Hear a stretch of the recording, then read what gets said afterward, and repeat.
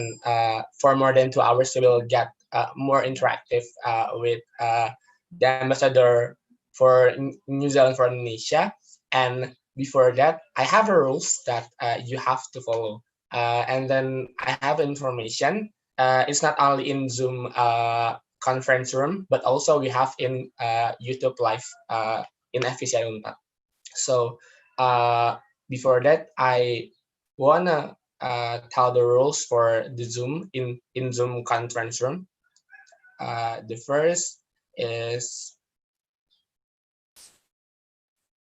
the event will be conducted in English, and all attendants are expected to use English language. And then the second is the members already given the study guide, and then that's your conductive place and device and stable connection. Make sure you have a stable and good connection. And then the third is for all members, you are required to turn off the on mic or mute your mic off. And then this feature during the whole presentation. The fourth is members are obligated to turn on the camera during the event. And then members are required to change the display name with the description, full name, underscore FPCI Unpad.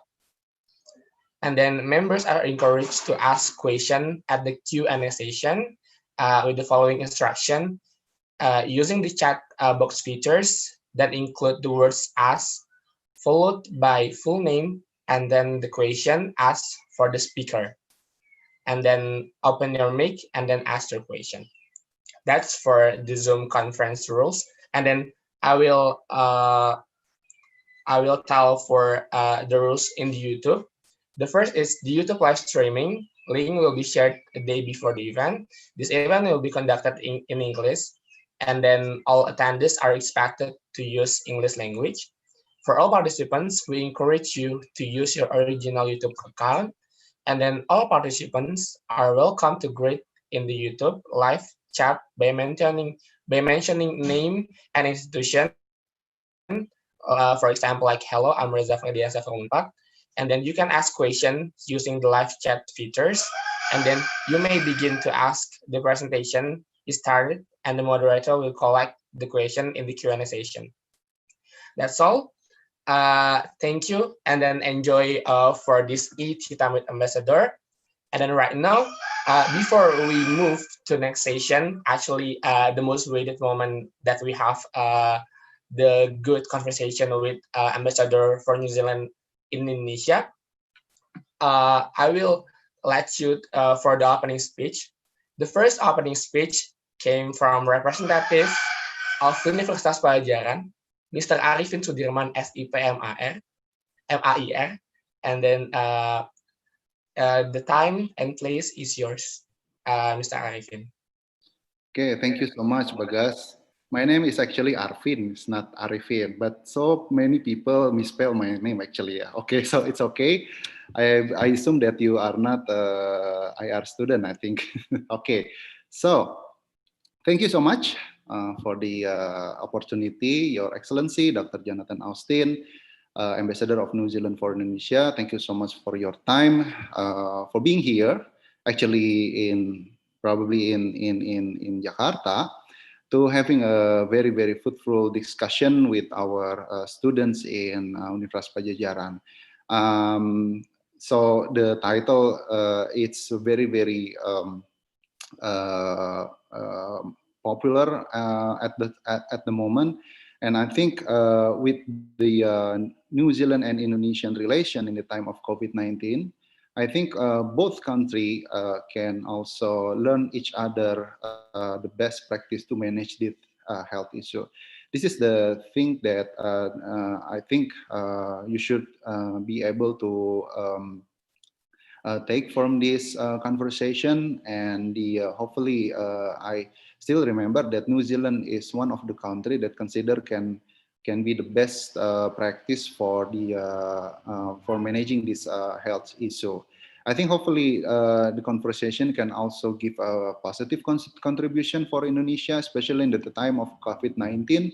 And we all hope that the COVID-19 pandemic will soon will be over, because we are still on processing on working with the with China to provide the vaccine also.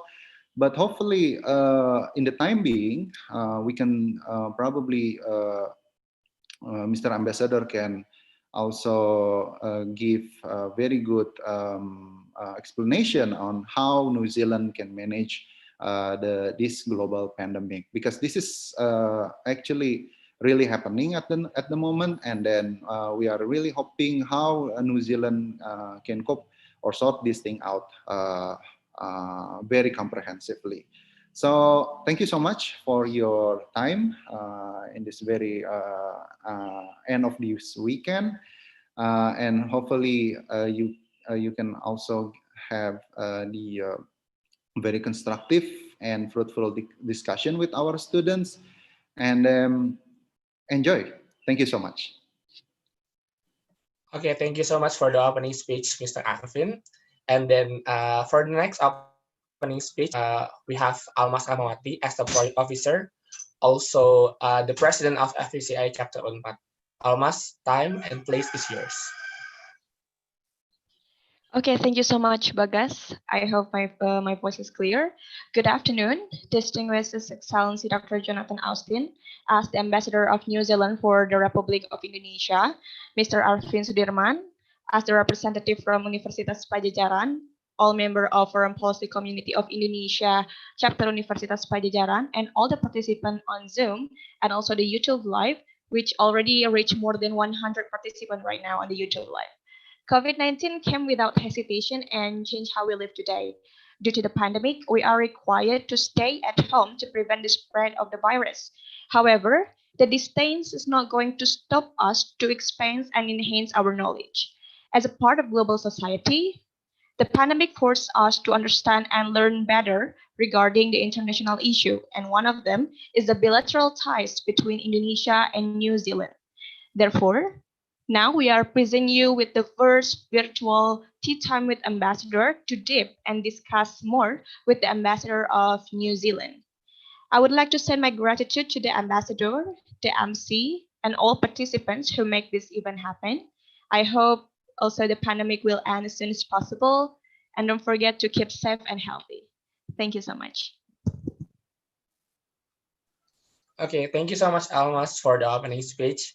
And then maybe we can change to the next section. Maybe this is the most weighted section, because we will have a good conversation with Ambassador, His Excellency Dr. Jonathan Austin. And then before that, I have this incredible moderator, and then maybe I will tell about her journey. And then her name is Yumni Rizika Ahlina.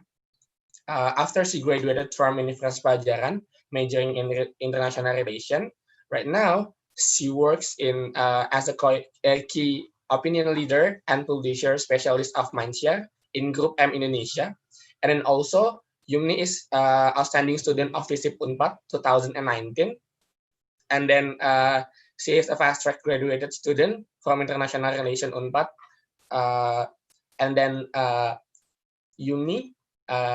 Can you say hi to the audience and then to His Excellency Dr. Jonathan Austin? Hi, ladies and gentlemen, everyone. My name is Yumni, and it's a very amazing opportunity for me to the moderator for this session of tea time. And hello, His Excellency Dr. Jonathan Austin. It's a pleasure to meet you, even though through these virtual talks. I hope you always remain healthy and safety. And thank you so much, Bagas, for this opportunity. I will give a short introduction for our special guest, His Excellency Dr. Jonathan Austin. He took up the position of ambassador to Indonesia in May 2019. and presented his credentials in August 2019, following 3 years in Singapore as a New Zealander to Singapore and ambassador to Maldives. Prior to moving to the Singapore, Dr. Austin was Director Intelligence and Assessment, specifically and head of the National Assessments Bureau in the Department of the Prime Minister and Cabinet in Wellington. His previous career was in the New Zealand Ministry of Foreign Affairs and Trade, most recently as Director General of the Middle East and African Division. Welcome, His Excellency Dr. Jonathan Austin. Welcome, sir. Well, Selamat siang, kia ora tato, and thank you very much, Yumni, for that introduction. Thank you also to Ibu Almas and Pak Arfin and Pak Bagas. I have to say, Bagas, I like the sound of your rooster in the background. I think you're definitely calling in from home. But can I also just thank FPCI for organizing this opportunity. It would be great to be able to do this in person, but of course we're all busy trying to stay safe. So at least we can have a bit of a chat over Zoom, I hope, although it's never as good as actually being able to meet in person. What I thought I might do, Yumni, if it's okay with you, is just start with a little bit of a presentation about New Zealand and our relationship with Indonesia, and then perhaps after that we can have a bit more of a discussion. Does that sound okay with you? Yes. Actually, I will give the floor to you after I read your short profile. And comes the session of His Excellency Dr. Jonathan Austin. The floor is yours, sir. Very good. All right. Well, we're going to try some technology here, and someone is going to share some screen for you just to. There we go. And we'll work that way. So, well, good afternoon, everyone, and it's as I say, great to have this opportunity to talk to you. And one day, hopefully, we'll actually get to meet each other. So, if we just go to the next slide. So, Indonesia is New Zealand's closest neighbour in Asia, and we have a strong partnership. There is, of course, one quite big country in between New Zealand and Australia, but we have a plan for that, and we'll just show you how we can bring our two countries closer together. So maybe we can just see what our future plan is. Here we go. And we're just going to move ourselves right up nice and close to Indonesia so that we can be even closer neighbours. So we are, we're close partners. We have a long history of working together. On to the next slide. So just a little bit about New Zealand. Some of you may know it. We're tucked away down in the South Pacific, a small population, just 5 million people. 5 million people from all around the world. We have 192 different nationalities living in New Zealand, and a quarter of the people living in New Zealand were actually born outside New Zealand. So we're a country of many migrants. But our first migrants were the Maori people. They are our tangata whenua. They are the indigenous people of New Zealand. And they first arrived about 600 or 700 years ago. And then since then, there have been more and more migrations, including of Indonesians. There are about 6,000 or 7,000 Indonesians who now live in New Zealand and call New Zealand home. So we're a long way away in the bottom of the South Pacific. We like being there. It does mean we are a long way from the rest of the world. But because we're so far away, we've had to kind of come up with our own solutions to things. And so we've become quite innovative. And I'll talk a bit about some of that innovation later. Probably what most of you know New Zealand for is the breathtaking natural beauty. And it's a spectacularly beautiful country. And if you haven't been, we look forward to seeing you in New Zealand once this COVID pandemic is done. On to the next one. Next slide. So New Zealand and Indonesia are both on the Pacific Ring of Fire. Like Indonesia, we have volcanoes, hot springs, geothermal power plants, and we're joined on this ring of fire. Next. And what you probably know about New Zealand is there are a lot of animals. So here's a fact for you. There are 9 sheep and 2 cows for every New Zealander. On to the next slide.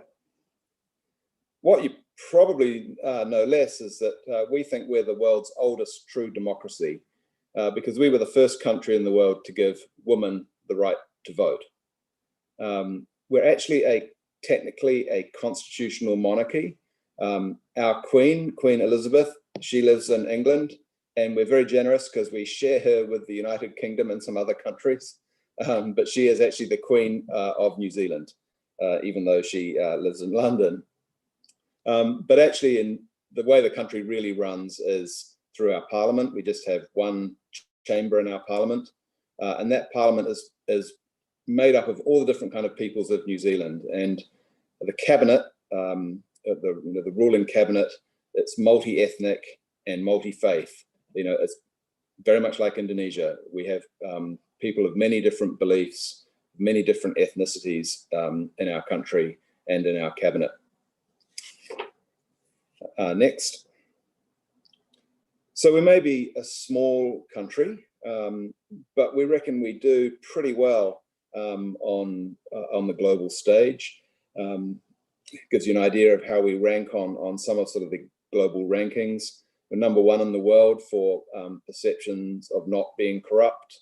We're number 1 in the world for ease of doing business, up there in the top 2 or 3 in prosperity and economic freedom. So that's the kind of country that we are. Next. I mentioned earlier that Indonesia is an important partner for us. We have a very large trading relationship. Indonesia is our 12th largest trading partner. And our two-way trade, roughly $2.4 billion. If across goods and services, it's balanced, more or less balanced. So Indonesia sells us roughly the same as we sell Indonesia, which is good. It's nice to have a balanced trading relationship. And that's underpinned by a free trade agreement that Australia and New Zealand have with all of ASEAN called ANZFTA. And of course, soon we're looking forward to the conclusion of the Regional Comprehensive Economic Partnership, RCEP, which will also help boost our trade. Next. So here's an example of some of the New Zealand products that you may see in the Indonesian market, or if you go to a supermarket. There's a range of things there from Fonterra, which is a dairy company owned by New Zealand dairy farmers. And Fonterra has a large factory in Bekasi, just outside Jakarta, which also then exports across Southeast Asia and the Pacific. Next. So as well as exporting agricultural products, which are really important and are the backbone of our economy, technology has also become a really important part of what makes New Zealand. We've got a few examples on the screen. I'm not sure if you can see. One's a surfboard actually made of wool, believe it or not. We're a global leader in e-government, and we're doing quite a lot of work with Indonesia on trying to help Indonesia improve digital government. You can see our filmmaking industry. You've probably all seen Lord of the Rings or The Hobbit, all made in New Zealand with a New Zealand director. Probably you didn't know that the Avengers and Avatar are all made in New Zealand as well. In fact, the latest Avatar, I think, is just completing production now and should be released soon. Agricultural technology, here we've got a drone being used for spraying. And then down on the right-hand corner of your screen, we're very proud of the fact that we are now a space country as well, and we're regularly launching satellites into space using a 3D printed rocket, which is now, I think, on its 10th or 12th launch. I've kind of lost track. They're doing so well. Next. And then another important part of our economy is tourism. Last year, there were 27,000 Indonesians who visited New Zealand. We were hoping that that number would get bigger next year. We're looking forward to seeing all of you when we're able to reopen our border. Next.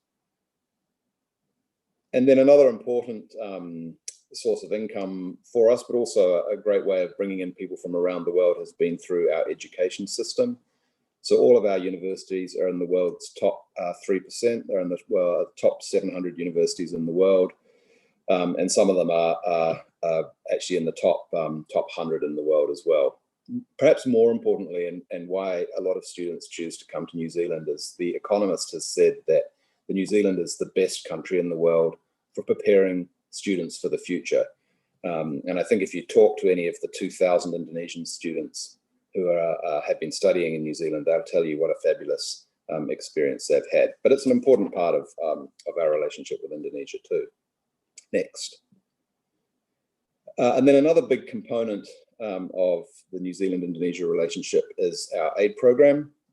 It's roughly $20 million US over a 3-year period. And you can see here it's in sort of 4 main areas. We've been working in disaster risk management, including sharing our knowledge, because we're both on this ring of fire. So things like, earthquakes and tsunamis are unfortunately things that both our countries have experience with. We've been sharing a lot of knowledge in renewable energy. New Zealand, 80% of New Zealand's power comes from renewables, and nearly 20% of it comes from geothermal power. And we've been helping Indonesia develop geothermal power for over 50 years now, including helping build the first geothermal power station here at Kamajang in Java about 40 years ago now. But we continue to do that. Then agriculture, obviously sharing our agriculture expertise. New Zealand's the only country in the OECD that depends mostly on agriculture for success. So obviously we're wanting to share some of that with Indonesia.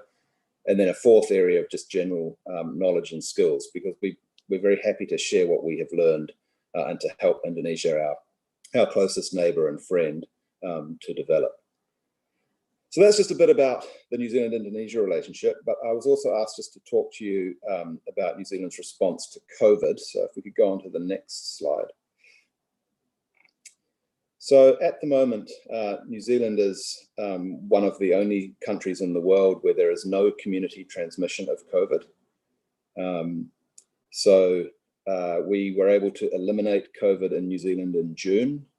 We then had a small outbreak again in August, but we've eliminated it a second time.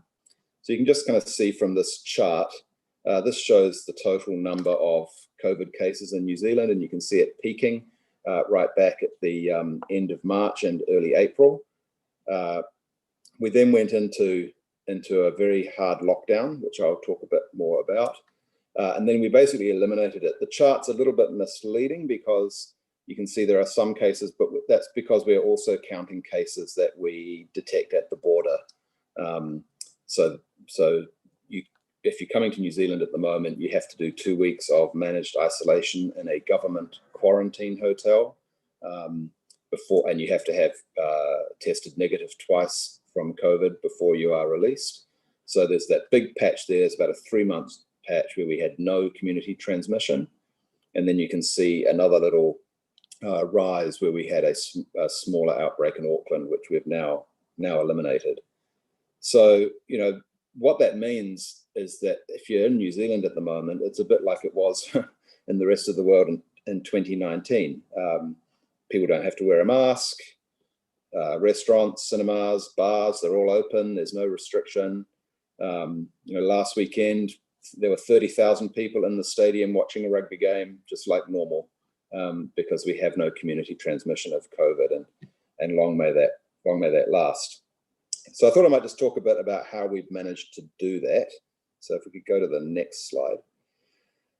I guess guiding us all the way through it has been the scientific evidence. So the government basically has said, right, you're the experts, you and the Ministry of Health and epidemiologists, you're the people that know about this, you tell us what to do. And the government has followed the advice of health experts all the way through.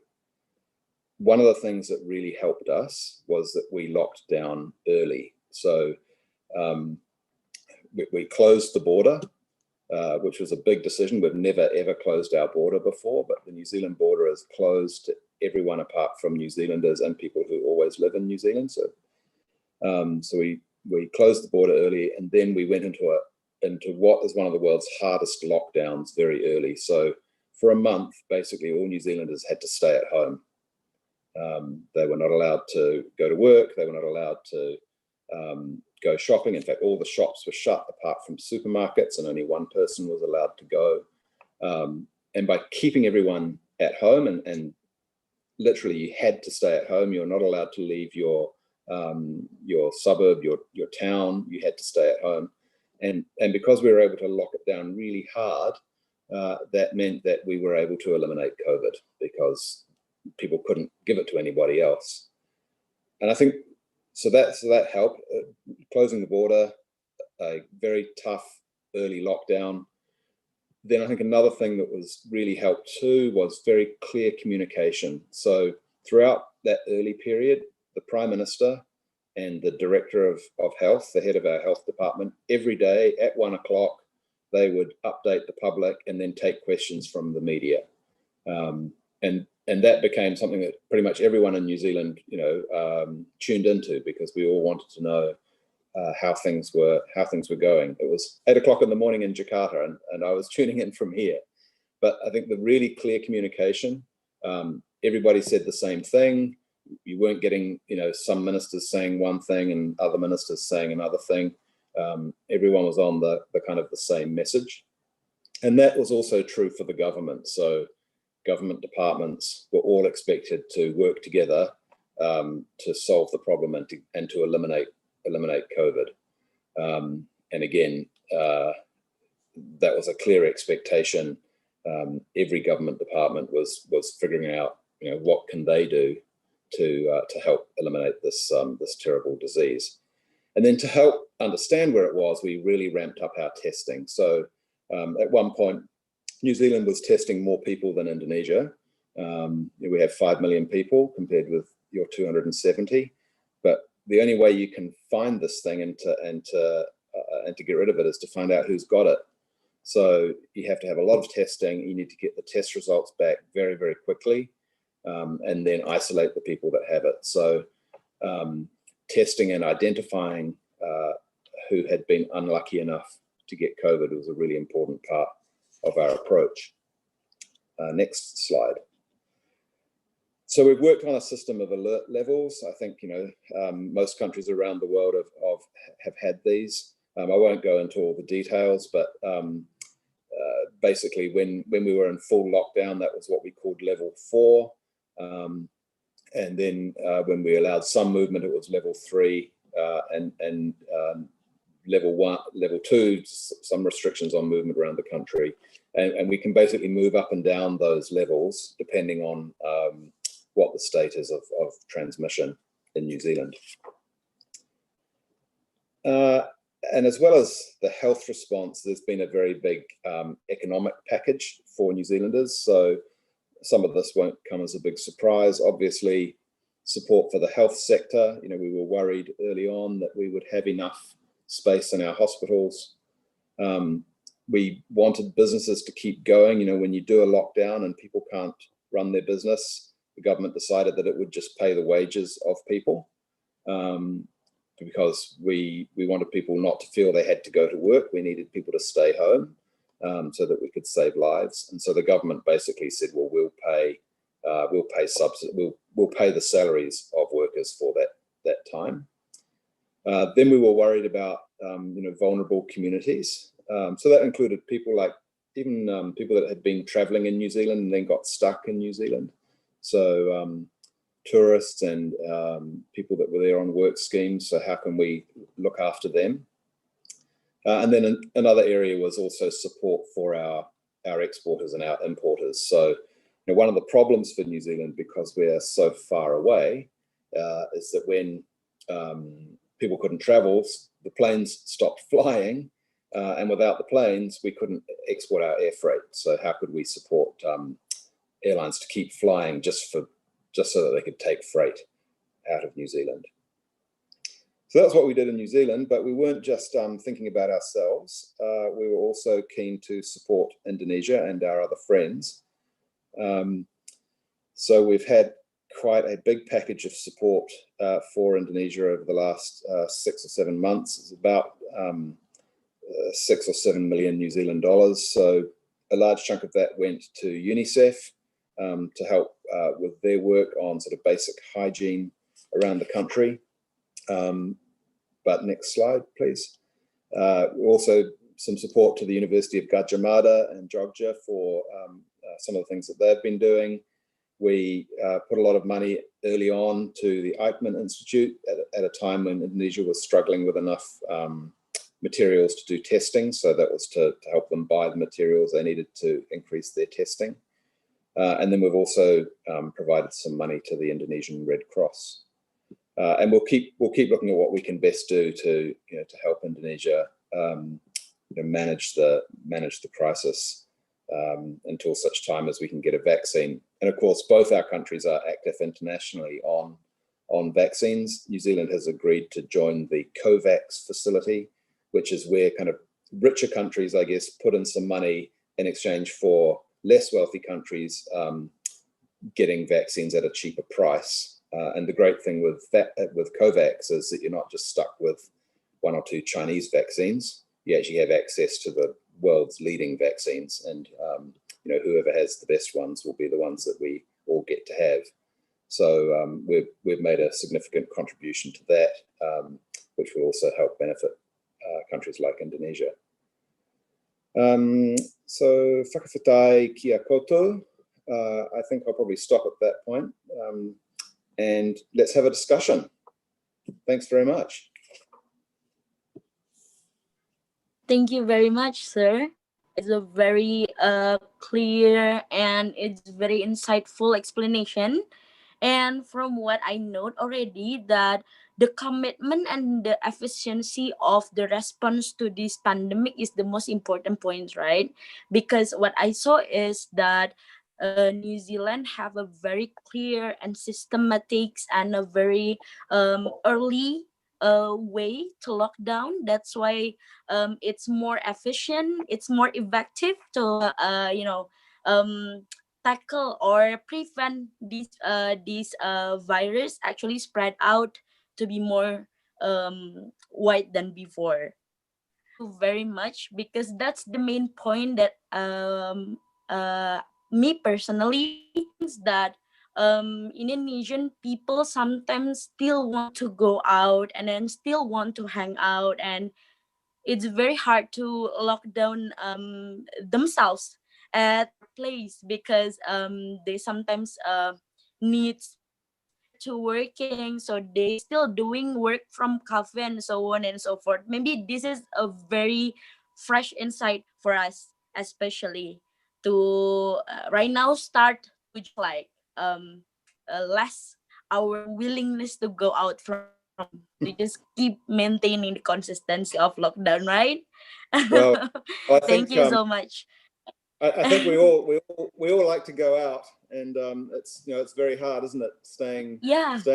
I don't know about you, but I'm kind of bored of my apartment here in Jakarta. It's a very nice apartment, but I'm kind of bored of it. I think what made the exactly. difference. Yeah, what made the difference in New Zealand was the really clear direction from the Prime Minister and the Director of Health, and you had a sense that they were working really closely together. They were appearing in public every day. Every day you could ask them questions, and they got asked some really tough questions. Yeah. But it kind of felt like everybody was together on the journey. And at first people were scared and worried, and then it looked like actually maybe the numbers would start to come down, and people thought actually maybe we can do this. And the Prime Minister said, look, we are a team of 1 million people. We have to work together as a team. And if we can stick together as a team, we can do and get rid of it. And so we did stick together, and we did get rid of it. Exactly. So we have to help each other, right, to just this kind of situation.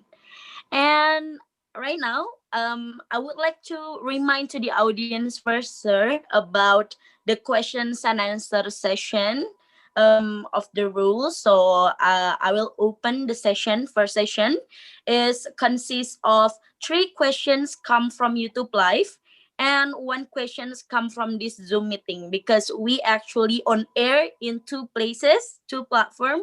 So I'm going to give the questions comes from the YouTube live first.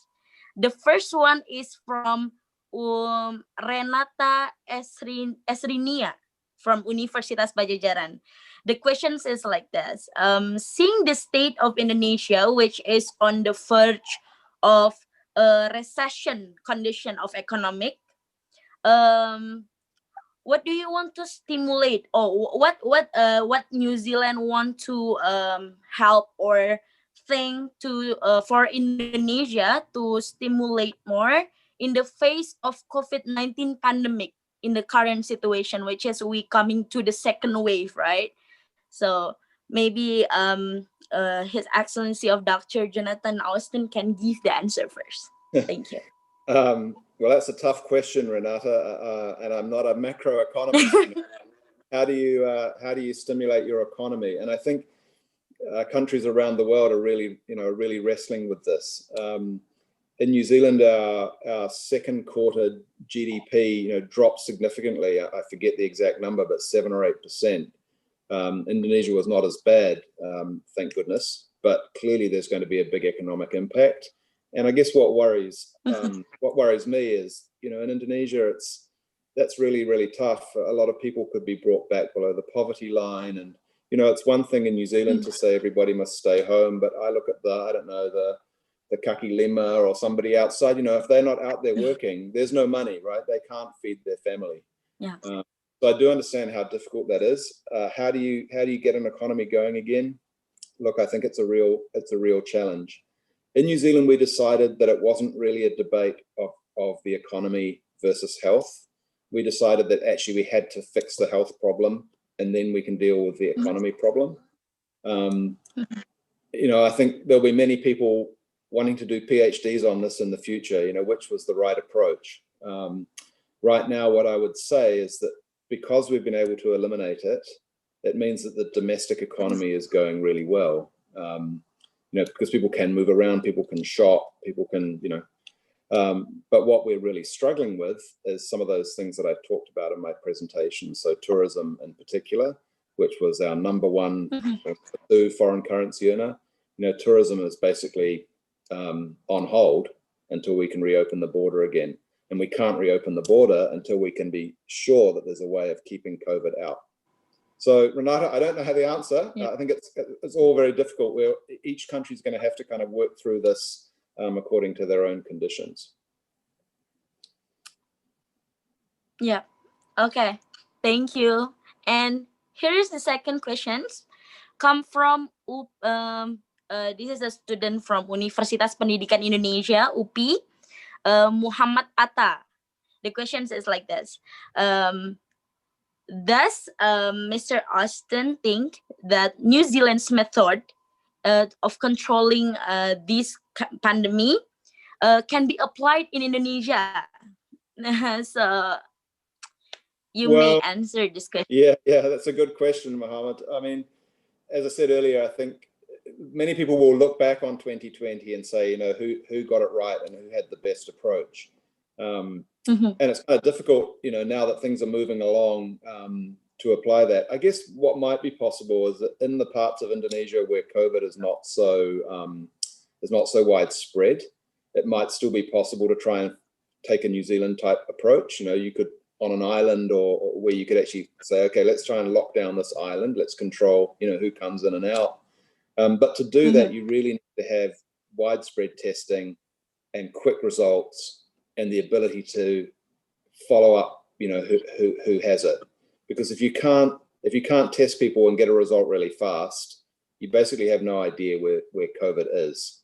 And I think that's been part of the challenge in Indonesia and has been the rate of testing. And I know many people have spoken about it.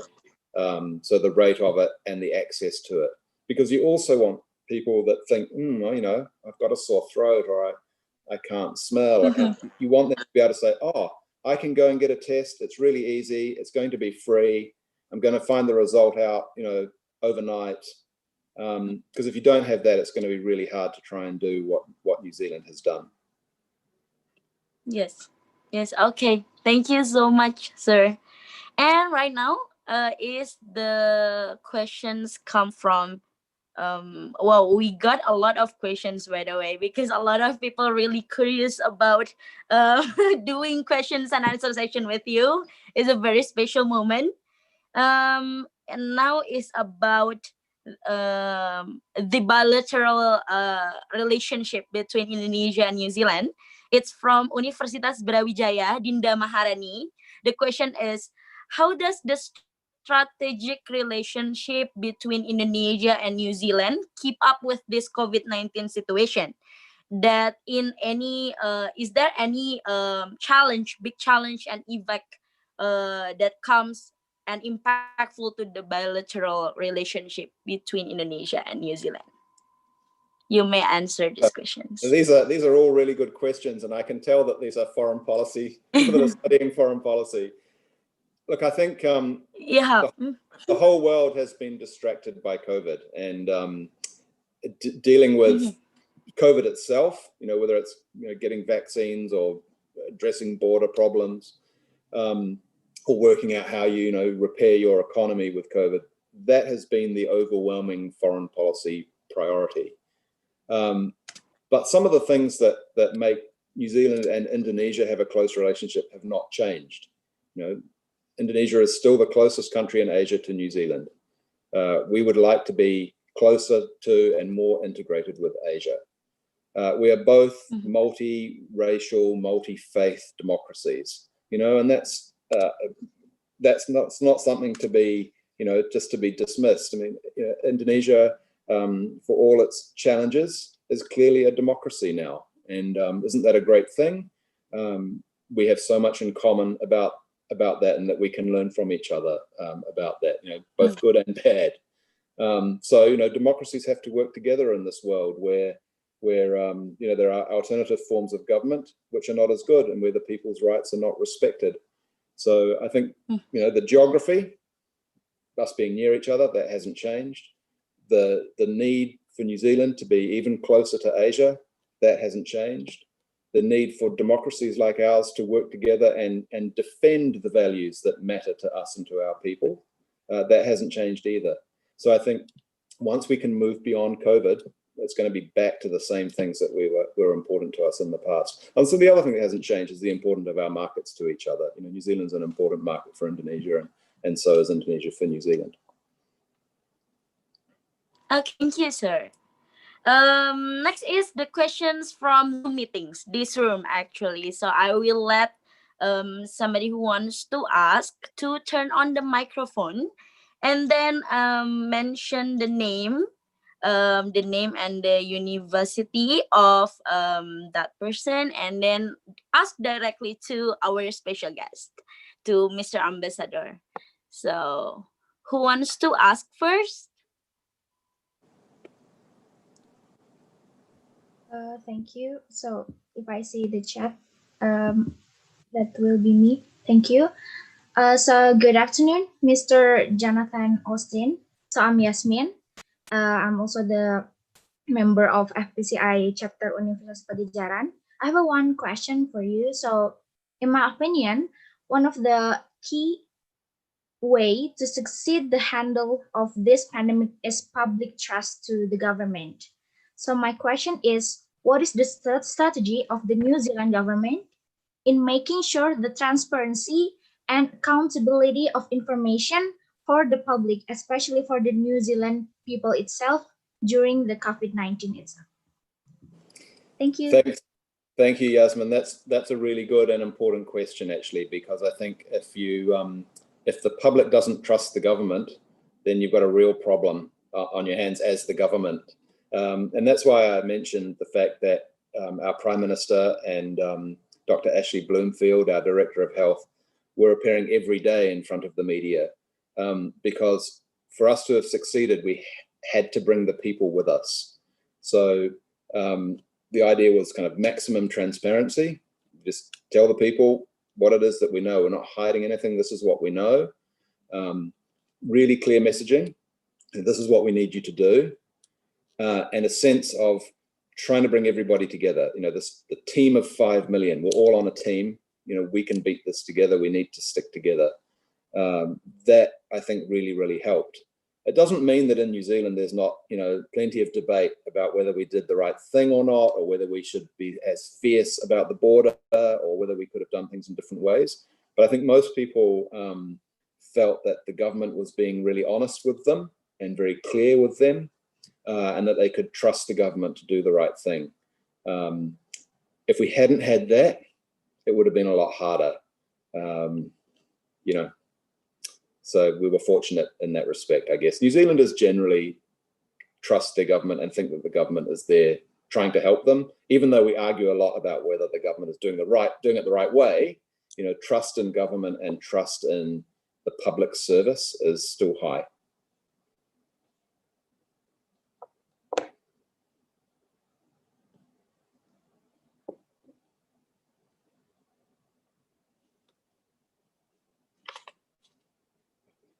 Back to the questions, I think. Maybe we've lost the connection.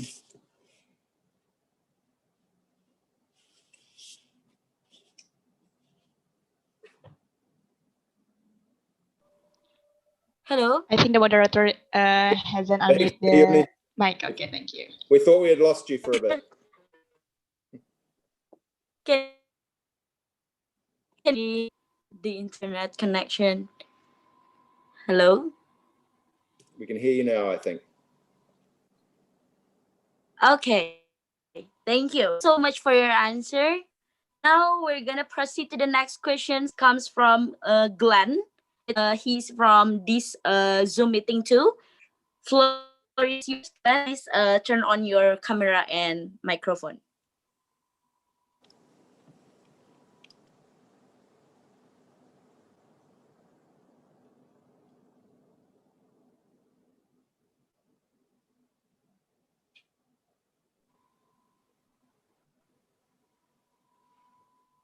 Hello. Who wants to ask next? Direct to His Excellency Dr. Jonathan Austin, because we still have one opportunity to ask directly. Oh, okay, Putri Samudra. Putri Samudra, please turn on your camera and your microphone to ask directly to our guest, Mr. Ambassador. Thank you very much, moderator. So greetings, good afternoon, Mr. Ambassador. My name is Putri from the FPCI University of Padjadjaran. And probably I'm not going to ask regarding the bilateral relations as you've previously mentioned before, which was enough comprehensive for us. But I would like to ask regarding how can the government of the New Zealand South can really just prioritize the condition of indigenous people amid this COVID-19 that could give the approach to contribute in transforming business, health, and education for a more positive national society in New Zealand South. For example, we all knew that Maori people is often heard as a part of indigenous people inside of your country. Thank you very much, Mr. Thanks very much, Putri. And there's a sort of a complicated answer to that.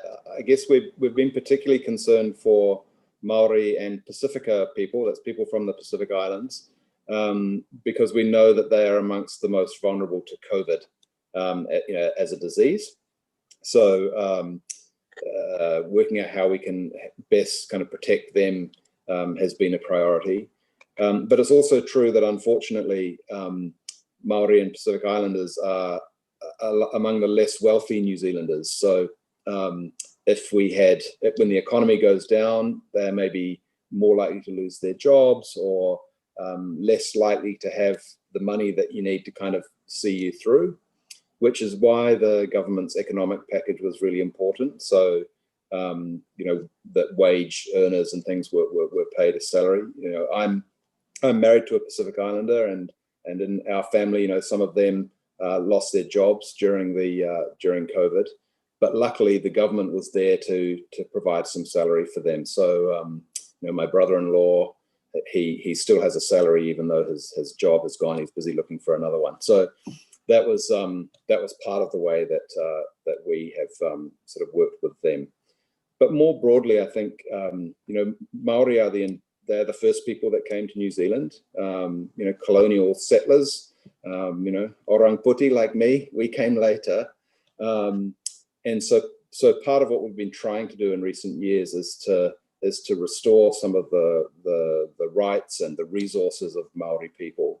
And what's been a really fantastic thing in recent decades has been more and more Maori businesses being successful and successful internationally. So whether it's in tourism or agriculture or wines or whatever, we're seeing more and more successful Maori business. And I think sometimes, you know, when Maori or Pacific Islanders come to Asia, there's a bit more of a connection. You know, there are some language similarities between Bahasa and Maori and Tongan and Samoan. You know, numbers and you know, parts of the body. So there's kind of a connection, and it's something we're keen to kind of continue exploring. But thanks for the question, Putri. Thank you so much, Mr. Ambassador. I hope Putri Samudra's question already being answered very well. Putri Samudra, thank you for asking. Now is the questions come from YouTube Live.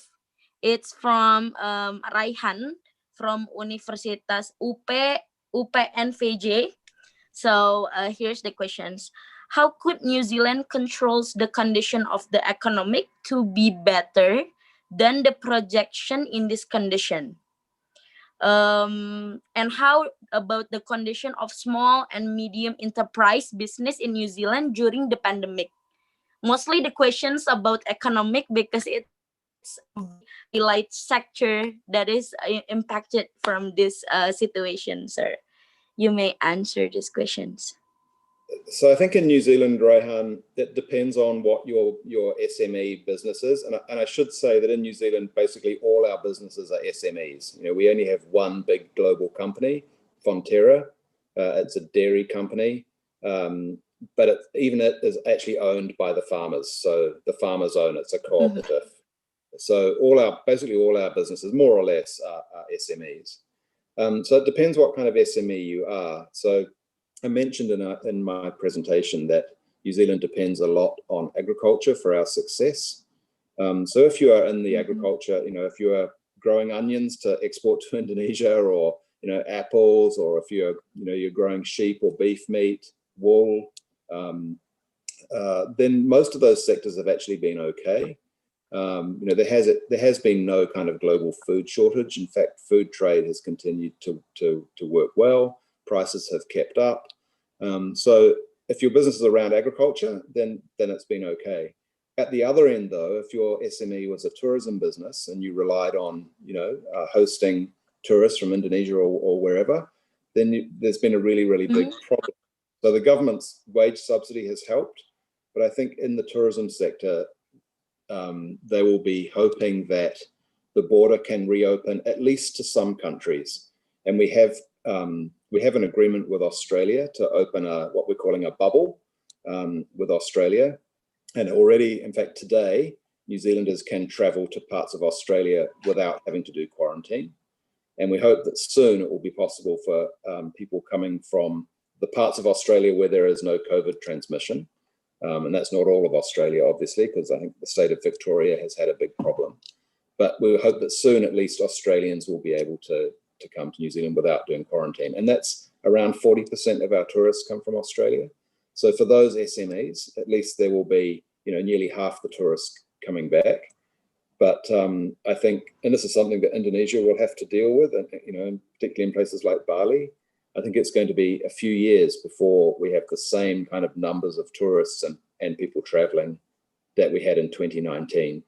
And so, Raihan, for those businesses, I think it's going to be, you know, it's going to be quite tough, and some of them may have to think about, you know, doing some other things. So it really depends what part of the economy you're in, you know, how badly you've been affected.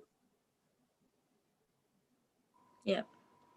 Thank you so much, sir, for a very amazing answer for all the questions. And now we're gonna open another session of Q&A. And we're gonna start with Glenn, because I saw that Glenn just entered this room again because of the internet connection. He was unavailable to ask to you directly. And right now I will give the floor to Glenn. Glenn, visitors to ask directly to our special guest, Mr. Ambassador. Please turn on your camera and microphone. Thank you. Okay, thank you for the opportunity. I'm sorry for the connection problem a few moments ago.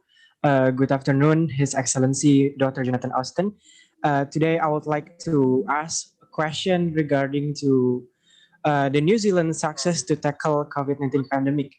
From my Indonesian perspective, I have heard several jokes here about we wish we could be New Zealander because the way the Prime Minister Jacinda Ardern and team handle it so well. So my question is, so actually how huge the real impact of this joke?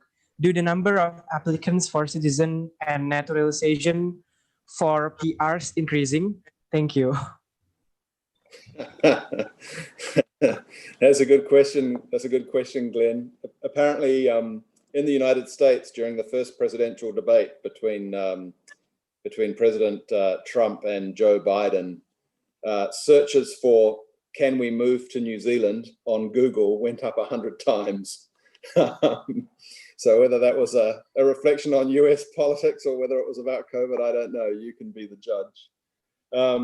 So at the moment, we've closed our visa applications. So because people can't, only New Zealanders and permanent residents can come across the border, we've basically said, well, we're not accepting applications at the moment.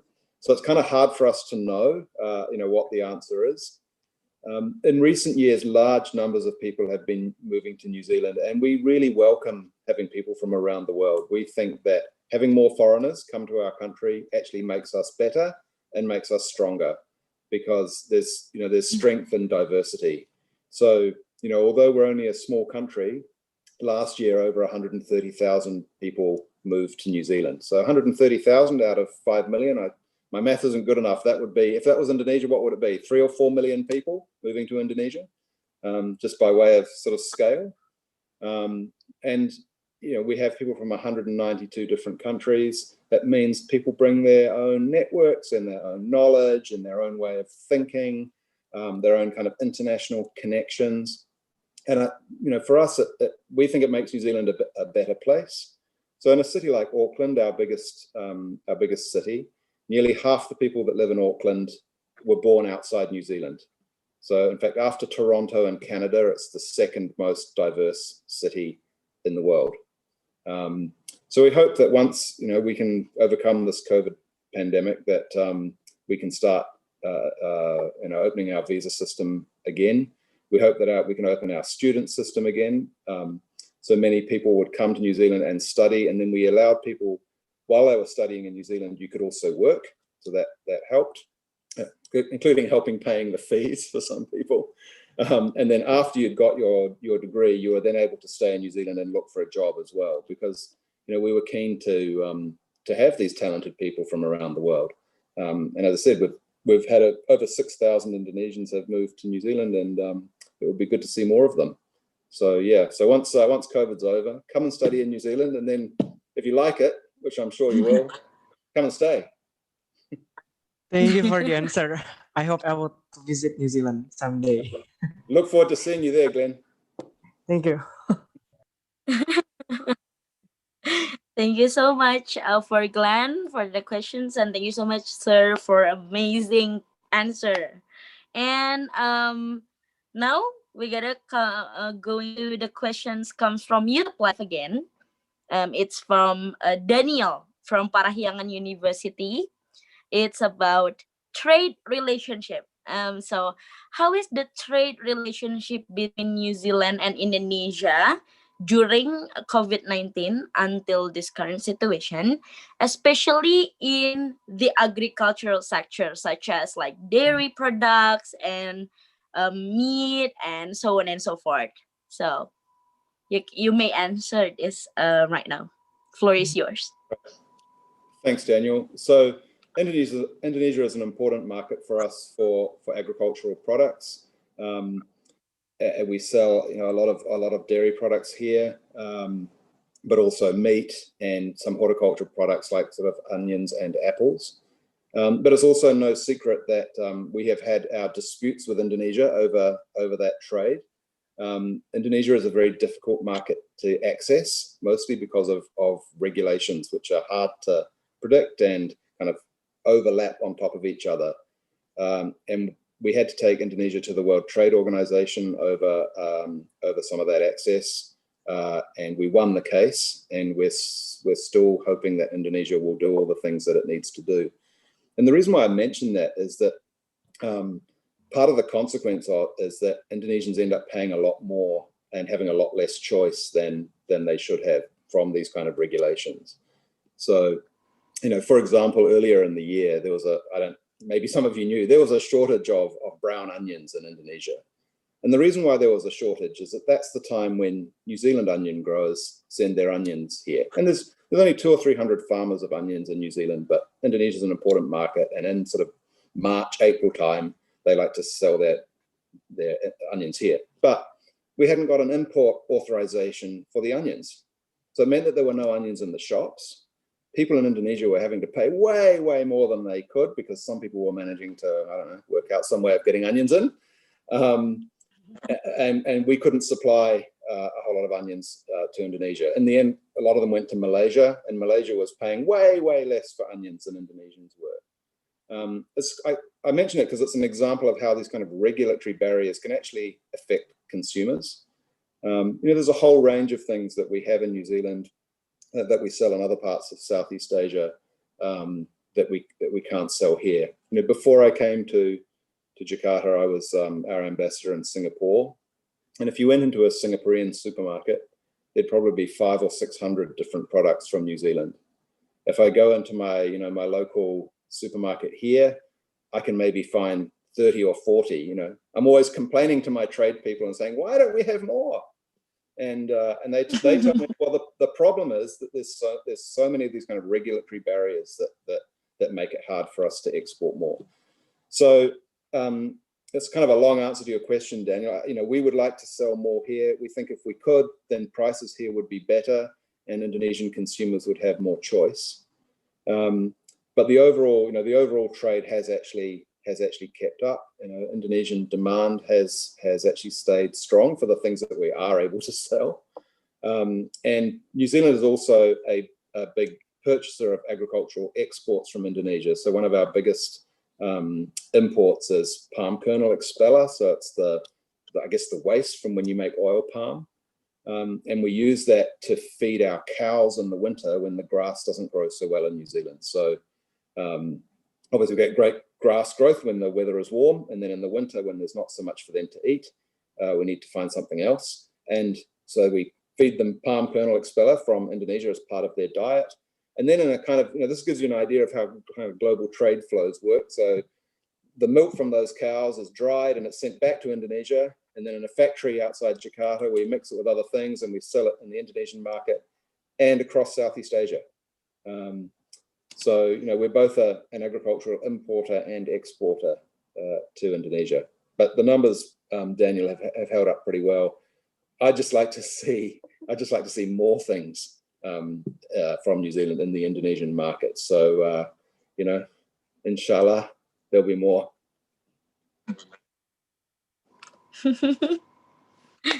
Thank you so much, sir. And we gotta proceed to the next questions. It's from Venus University. She's Felicia Michelle. The question is about tourism. This is about tourism. As you mentioned before, that is there any possibility New Zealand and Indonesia to apply the travel bubble policy the way Australia and New Zealand apply it? Because seems like we already limit the tourism to go outside from country in Indonesia, right? So is there any possibility to apply it? That's the question. So you may answer. Floor is yours, sir. Volusia, thanks for the question. Wouldn't it be great if we could easily go between our countries like we used to be able to? And let's hope that time will come again soon. The problem for New Zealand is that because we have eliminated COVID, we are super worried about anybody bringing COVID back into the country. I explained earlier how we don't have to wear a mask. You can go to the cinema, you can have, weddings of 1,000 people if you want. You can do all those things in New Zealand because there is no COVID. So the border becomes, our biggest risk. And New Zealand and many New Zealanders are really worried about COVID coming across the border and sort of, managing to escape, if you like, into New Zealand. And that's, that's already happened. It happened at the start. It happened again when we had this little outbreak in Auckland and we had to lock down Auckland again. So we have this very strict quarantine regime where everybody, it doesn't matter who you are, you can be the Duta Besar going back to New Zealand, but you are still going into quarantine and you're staying there for 2 weeks and you're only being allowed out when you have done 2 negative PCR tests. And what that means is that there's only so much space. So there's actually, to be exact about it, there's about 7,000 hotel rooms. And so we can only let across the border enough people that we can include in those 7,000 hotel rooms, which is why at the moment the border is basically closed. There's 1 or 2 small exceptions. So that's really the problem. Yeah, and it's a big problem because, as I said, last year, 27,000 Indonesians went to New Zealand and over 100,000 New Zealanders came here. I'm getting bored of people in New Zealand saying, so when am I allowed to come to Bali? You can come to Bali hopefully soon. And by the way, when you come, don't just go to Bali because there's a whole lot of the rest of Indonesia, which is also really amazing. So hopefully at some point in the future, but I think it's going to be a while. Certainly not in the next 6 months or so, I don't think. And it will depend on, Indonesia managing to get COVID under control. Yes. Thank you so much, sir.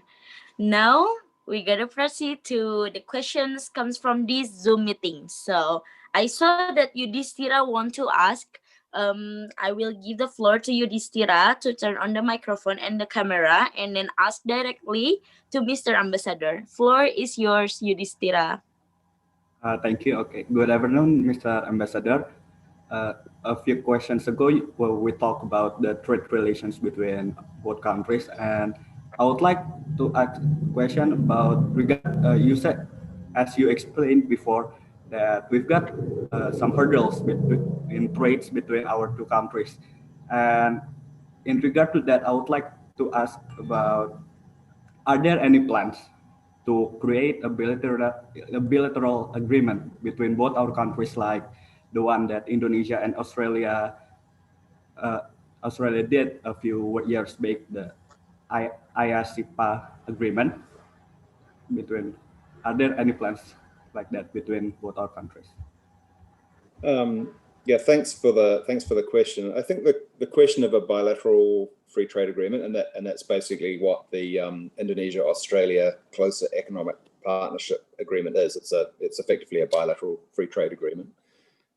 That's something which we wouldn't rule out for the future, but at the moment we already have one free trade agreement with Indonesia, which is the ASEAN Australia-New Zealand Free Trade Agreement, and we're hoping that soon, finally, the RCEP agreement will be finished as well, which will give us a second free trade agreement with Indonesia.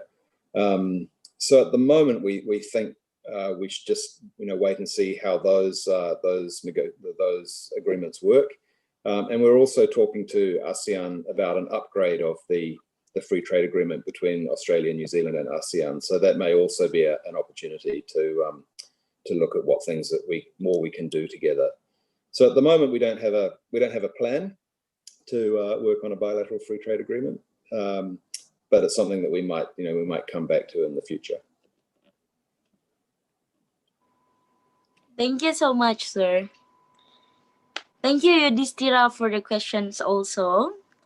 And we're gonna proceed to the next session, which is last session because we have 20 minutes left for this session. It's the questions come from again Felicia from Binus University, because this question is interesting, sir. It's about the media.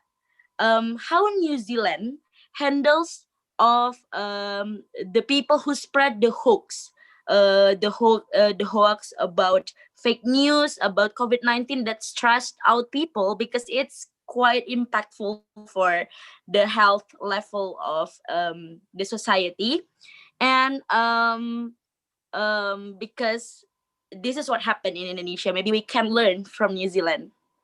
That's all. You may answer these questions. Yeah, I'm not sure if we have any kind of lessons on that. I think the world is wrestling with hoax and and fake news, and the social media platform providers are taking their own steps. In fact, New Zealand has a general election tomorrow, and one of the parties that's running for election had their Facebook page taken down, I think yesterday or the day before, for spreading what Facebook said was false news about COVID and what the government was doing. So I think social media platforms have a role to play. Personally, I think that education has a really important role to play. We need to be teaching our children more about kind of critical thinking skills. You're all university students, so I'm guessing you're pretty good at this. But in our school system, more kind of just questioning of why things are the way they are, so that people don't just sort of read something and say, "Oh, well, that must be true. I read it online somewhere." Instead, that the people are more kind of questioning about where they get things from, where they're getting their news. And I think also I've said this to journalists in Indonesia. It's really important that the media has a really important role to play in keeping the public informed, and making sure that the facts that they report are correct, but that they do report all the facts is actually really important too. And encouraging people to say, well, just because I read it on Twitter or I saw it on Snapchat, that doesn't mean that it's right. I should be going to a more reliable and authoritative source, like a newspaper which is reputable and has been around for a long time, or a TV station which I know I can trust. So I think the whole question of hoax and fake news, it is very difficult. I think it frustrates both the public and governments. But I think really the answer is not in regulating it, unless it's kind of so fake and that it's causing a kind of a public nuisance, like sort of anti-vaccination campaigns or something like that. The answer is not so much in that; it's actually in educating people to work it out for themselves, and not just to accept things that they read, at face value, and to be kind of more questioning of what they read and what they're told. But yeah, I don't think there's anything really much that we can teach you, or share about that, because it's a problem in New Zealand too. You can in New Zealand law, if somebody like in much of the rest of the world, if somebody says something which is completely false about you and slanders you, you can bring your own case against them. It's not something that the government or the police will do in New Zealand. But if someone's defamed you, then you can bring a court case against them. So I guess sometimes that keeps people in check. Thank you very much. It's a very insightful answer, and we actually need to try to learn to more sensitive and more careful to consume the media. That's what I get for these questions and the answers. Yeah, I'd say Sorry? I think I'd say it frustrates all of us. It certainly frustrates me when you see people saying things or spreading you kind of know are wrong, or people haven't actually researched the situation enough and to kind of understand it themselves. And I think we see that we see that pretty much every day. But it's also, I think sometimes it's our job, as educated people, to try and help people that know less, or that are not as well read, or are not as don't have the benefits of education that we have. It's important for us to also say, hang on a minute, that's actually not true. The facts are this. So I think we all actually have a role to play in combating fake and hoax news. Yes, exactly. Okay, this is the last questions from YouTube Live, and we will have also last questions from Zoom room, and the last questions from YouTube is about, oh, this is from junior high school student. Amazing, because this Alaina Zililubis really want to ask you, sir, about public facilities. Are the public facilities such as malls, supermarkets, schools, and etc. still open in New Zealand during the pandemic since start, or how? Or how to maintain the lockdown? She really wants to know that, and we want to know that too. Thank you. Yes, so everything is open in New Zealand. Schools are open, malls are open, cinemas are open, sports stadiums are open. Everything is open, and everything is normal. And we're able to do that because we have eliminated COVID in the community. So that's the big difference. You know, we had this very tough lockdown early on, and we were able to eliminate it. So it means that, it means everything is basically as normal. Children are going to school, people are going to work, you can go to the shopping mall. So that's the big difference.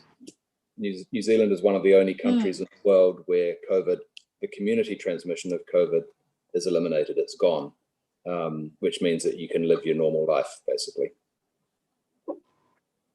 Thank you so much. And I will let the next person from this Zoom meetings to ask directly to our Mr. Ambassador as the final questions to close this questions and answer session. Harold, please turn on your camera and your microphone to ask directly to our special guest, Mr. Ambassador. Floor is yours. Thank you for the opportunity. Kia ora, Your Excellency. My name is Harold from FPCI Universitas Padjadjaran. Your Excellency, I'm very impressive in a joint ministerial coordinating the night between Indonesia and New Zealand in 29th of July 2020. And the results of this meeting is planned action of Indonesia-New Zealand comprehensive partnership between Indonesia and New Zealand. I read this from media, and then I have some question in this plan action. What the main issues that will be noticed in this plan action are just in economic sector or the other sector, particularly in supporting a connectivity and bilateral relation between Indonesia and New Zealand. Thank you, Your Excellency. Kia ora, Harold, and itu bagus Anda bisa bicara bahasa Maori. Kia ora is a Maori greeting for those of you that don't know. Yes, you're right, and good research. We have New Zealand and Indonesia have agreed a comprehensive partnership, and it is comprehensive in that it's not just about trade. It's also about exchange of ideas across pretty much everything that governments do. It's a bit hard for us to make progress with some of it right now because of the border restrictions. But we're continuing, both through our aid program and through other kind of connections to see what we can do as comprehensive partners. So we're looking to increase our bilateral trade. We're looking to increase the kind of connections, I guess, between our people and our government. We're hoping that more people will travel in each direction when border restrictions are lifted. We're looking at better cooperation between some of our security forces. Can we help more with things like police training in Indonesia? These kind of things. So the comprehensive partnership is recently agreed, but we're looking forward over the next few years to move it forward. New Zealand and Indonesia are neighbors in the Asia Pacific, and so the comprehensive partnership is really about how can we, as neighbors and friends, how can we work even more closely together. So we're looking forward to doing more on that in the years to come. Thank you so much, sir. Thank you, Harold, for the question. Um, and we still have time, actually, like 5 minutes or more. So I will proceed to the first last. This is a very last questions because we still have a bit time because we have to make it more precise time. It's from Gajah Mada University. Questions from Rona Salsabila. It's about issue of youth involvement in politics. So she was wondering how New Zealand government ensure such a things to occur about the youth contribution on politics during this kind of situation. You may answer this question, sir. Floor is yours. I'm trying to think of my answer. You know, I have two teenage children, and they seem to ask me political questions a lot. So I think they are they're definitely involved in politics. And New Zealand political parties, you know, like political parties around the world, have youth wings and can participate in their parties. You have to be 18 years old in New Zealand to vote. It's not compulsory to vote in New Zealand, but it is compulsory to register to vote. So young people can exercise their vote that way. I think one of the things that's been interesting in New Zealand in the last few years is that the concern of young people in particular about the environment and the climate crisis has really sort of fed through into government policy. So in the case of New Zealand, we want to be a carbon zero country by 2050. So zero carbon, net carbon emissions. We want all of our electricity to come from renewable sources by 2030. So we're aiming for 100% renewable. We're 80% now. And there's a lot of concern, particularly among young people in New Zealand, about the state of the climate. I'm sitting here in Jakarta, looking out the window at the air quality, and thinking, this is exactly what we're talking about. We only have one planet. If we don't save it, then we're all going to cook. So I think it's a really good example of where the concerns, particularly of young people, have influenced our government. So the New Zealand government is really strongly committed to sustainability, both in New Zealand and around the planet. So I think it's a good example of how young people's voice is heard, not just heard, but then actually influences policy and what the government is doing. Thank you so much. Thank you so much for the answer. And that questions from Felicia from University Gajah Mada is actually close this questions and answer session. And I will give a short close conclusion that I got from this session is about this pandemic is unpredictable situation for everyone and for every country in this world. And to prevent the condition become worse, the obligations come from the individual and also the government to work together hand in hand and to create a very effective bond between both parties, so that all the resolutions, all the actions that is actually comes from the government or the society can be implemented well in the country. And everyone have to help each other in this situation so that we can fight these situations together. That's what I get from New Zealand, because New Zealand is a very harmonious country. Thank you so much for sharing this story of your country and of all the material about the pandemic. Is very insightful, sir. Very so much. Yeah. And yes. Oh, so, I was just going to say, well, thank you for sharing it, and thank you to everybody that's tuned in. And those were some really great questions, and I had to think about a few of them. But it's really good to talk. And as I say, I look forward to the time when we can talk some more, and hopefully we can even do it in person one day. looking forward to that. But thank you very much for the opportunity to share with so many of you. Yes.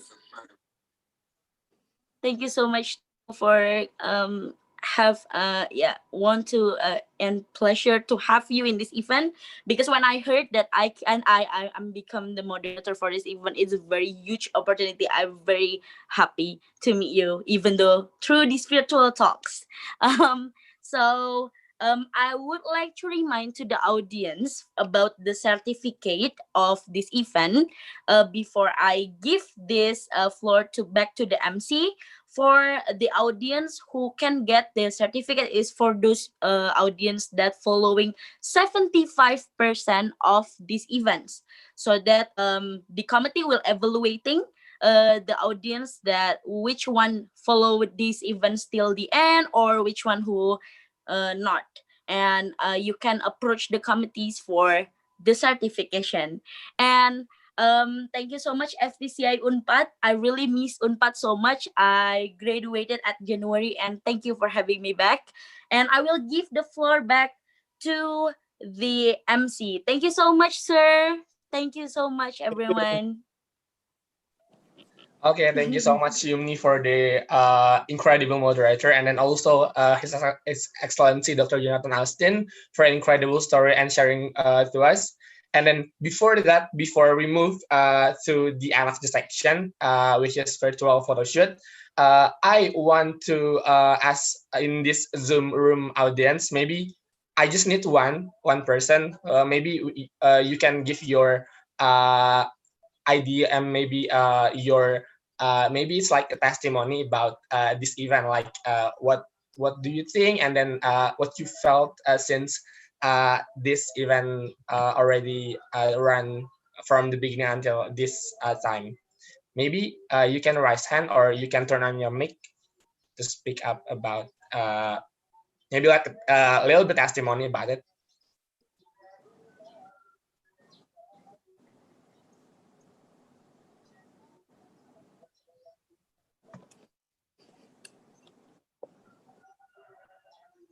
Hi, Bagas.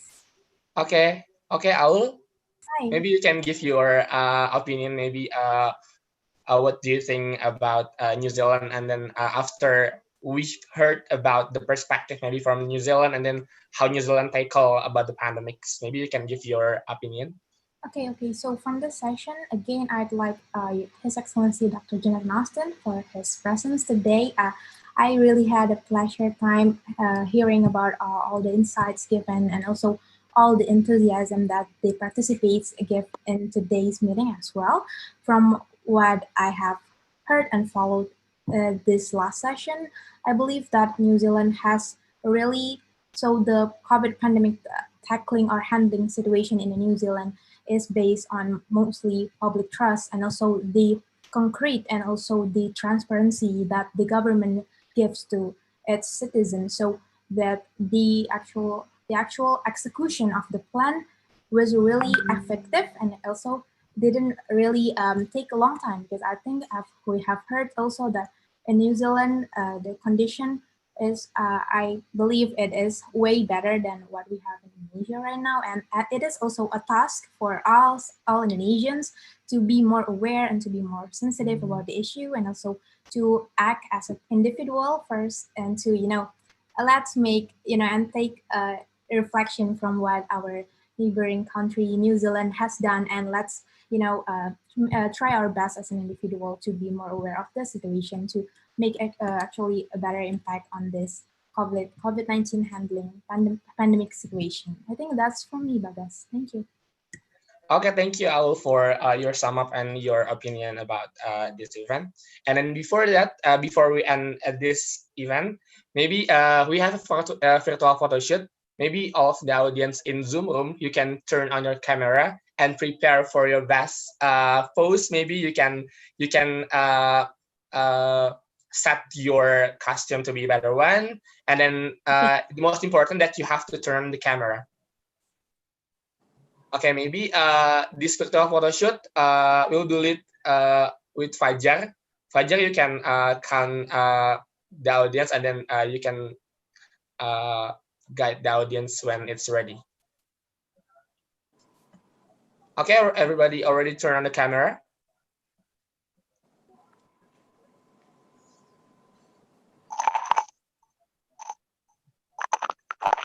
Okay, wait. Sir, please wait.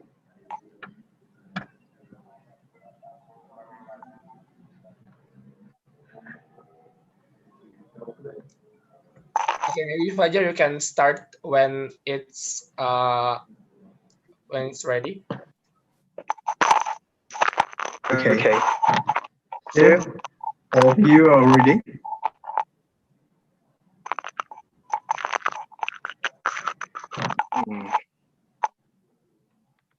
It's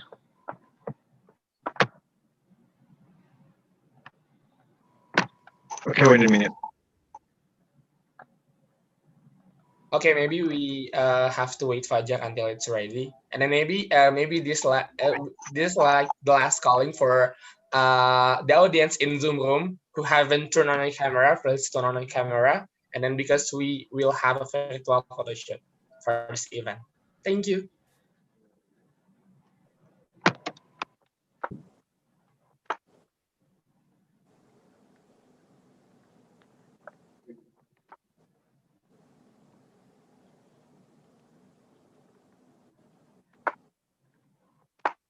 Okay.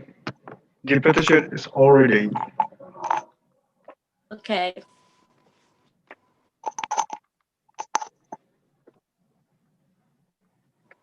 Okay, we're ready.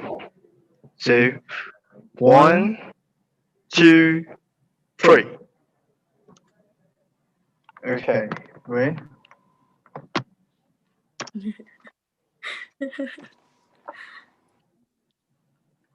Next. Okay, Fajar, how many posts that we still that you will take in this virtual photo shoot? Maybe 4. What? 3. How many about this virtual photo shoot? 4. Okay, right. 3 last time. Okay, be ready. You can post your best. Maybe your you want to touch up first or anything. That's what. Okay. Wait.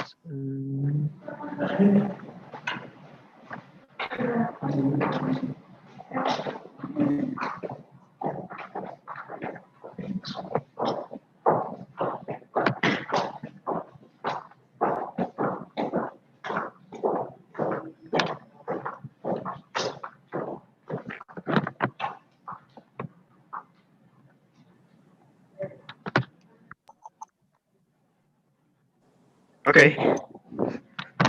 Let's start. Okay. 1, 2, 3. Okay. 2 more.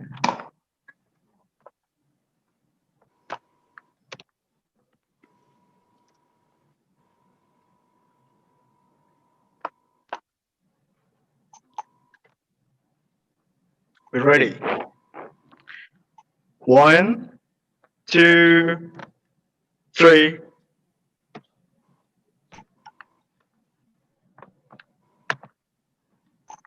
And last.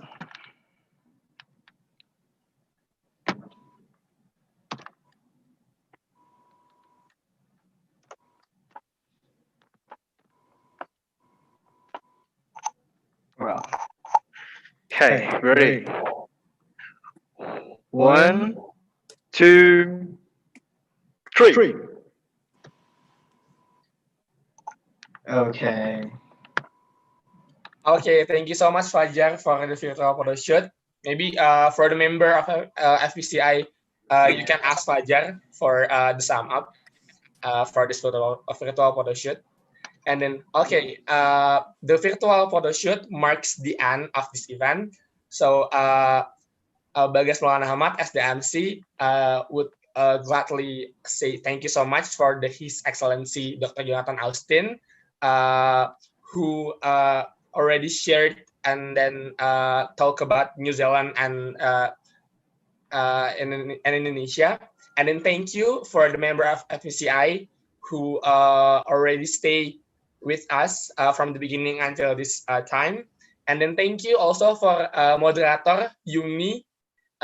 You did really great. And then thank you so much for everyone also in the YouTube live who already stay until the end of this event. So Bagas Maulana Ahmad as the MC say goodbye to the others, and then see ya on the next tea time with FPCI Unpad. So thank you all. Thank you, everybody.